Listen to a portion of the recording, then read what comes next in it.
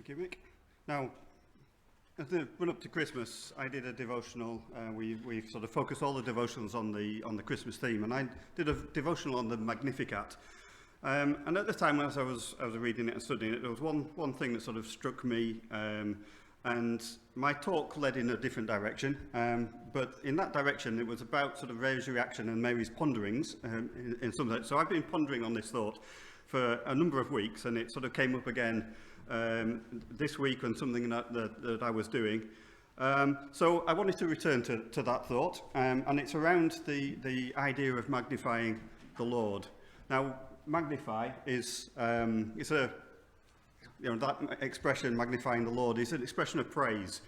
We see other sort of similar expressions in other passages: bless the Lord or glorify the Lord. But what I want to look at is what does magnify mean? Well, obviously, literally it means make something larger. We have a magnifying glass that we can look at the small print of a legal document. It's too small to read, and look at the tiny text. Or I haven't got the one for that. Or a virus. Last couple of years, our images on the news of this sort of knobbly, funny virus, and a lot of those, those are sort of computer-generated graphics of it, but based on what we see, what we know, we're looking at through a microscope of this tiny virus that has impacted our lives so much. A synonym.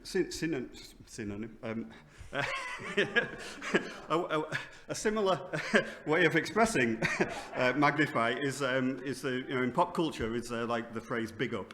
It has its origins in the music scene, and particularly reggae, live events, and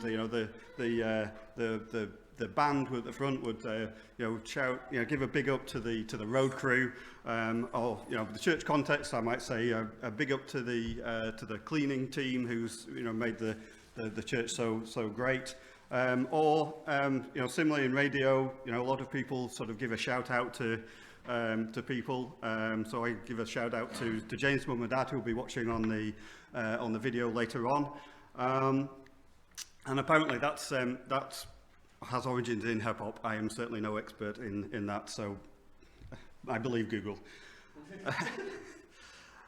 So that's kind of a way of encouraging those people that the road crew or the cleaning team, those people who are doing things in the background that or maybe absent from what they do, to give them an encouragement, to lift them up. Someone who's not in the limelight, but who we value. Now, is that what we're doing for God? Does God need our encouragement? Does God need the limelight? Certainly not. So what does it mean then to magnify God? Now, here's the thing. Magnification doesn't change the object. The small print of a legal document is still tiny text. The virus is minuscule. We can't be seen with the naked eye. It might be a lot easier to stop spread if we could see it. But then, that text is still small. The virus is still tiny. So what does magnification do? It changes our perception.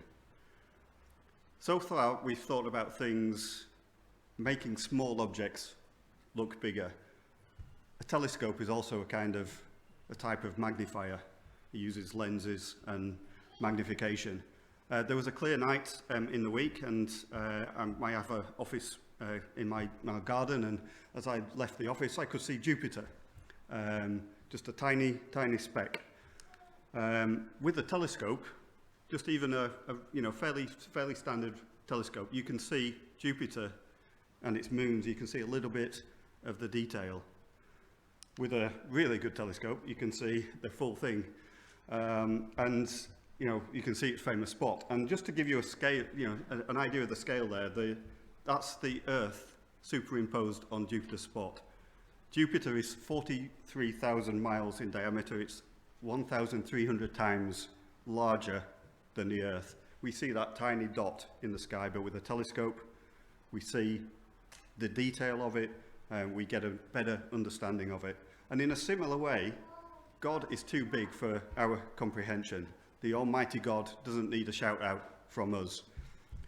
Rather, he deserves our praise, and in praising him, in lifting him up, in magnifying him, we see a little more of him and get a little better understanding of him and what he has done for us.